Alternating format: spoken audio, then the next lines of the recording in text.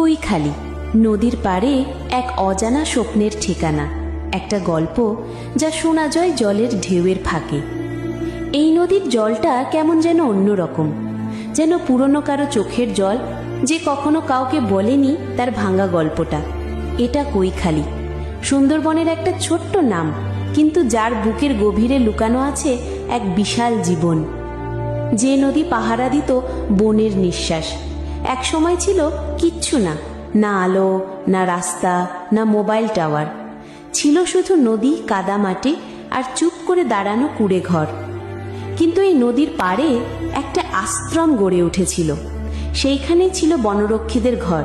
তারা পাহারা দিত যেন এই নদী গিলে না খায় সুন্দরবনের নিঃশ্বাস। সেই কৈখালী ছিল নির্জন, নির্ভীক আর দুরন্ত। আমফান, এক রাতেই সব শেষ, আবার সব শুরু।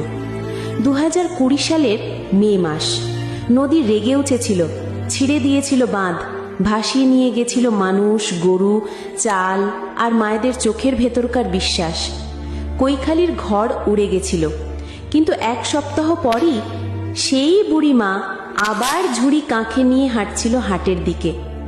কাঁকড়া নেগেন বাবু, আজকেরটা একদম জংলার ধরা। এই যে জীবনের জেদ, এটাই কৈখালী। আজকের কৈখালী কাঁকড়া নয়, ক্যামেরার আলোয় ভরা। কে বলবে এখানে একদিন কুমিরে ভরা নদী ছিল? এখন প্রতিদিন আসে ইউটিউবার, ব্লগার, রিল মেকার। এক পাশে দাঁড়িয়ে আছে ছেলেটা, বলছে, বন্ধুরা আজ আমি কৈখালীর এক গোপন ঘাটে এসেছি। আরেকদিকে দাঁড়িয়ে একটা ছোট্ট মেয়ে নাচ করছে, পেছনে কোচানো নদী। নতুন দোকান উঠেছে, চা, চানাচুর, হাতে তৈরি মাদুর। বুড়ি মায়েরা কাঁকড়া বিক্রি করছেন, আর পাশে দাঁড়িয়ে কে যেন মোবাইলে বলছে, দেখলে তো মা, এটাই আসল সুন্দরবন। কৈখালীর সেই অন্যরকম গন্ধ।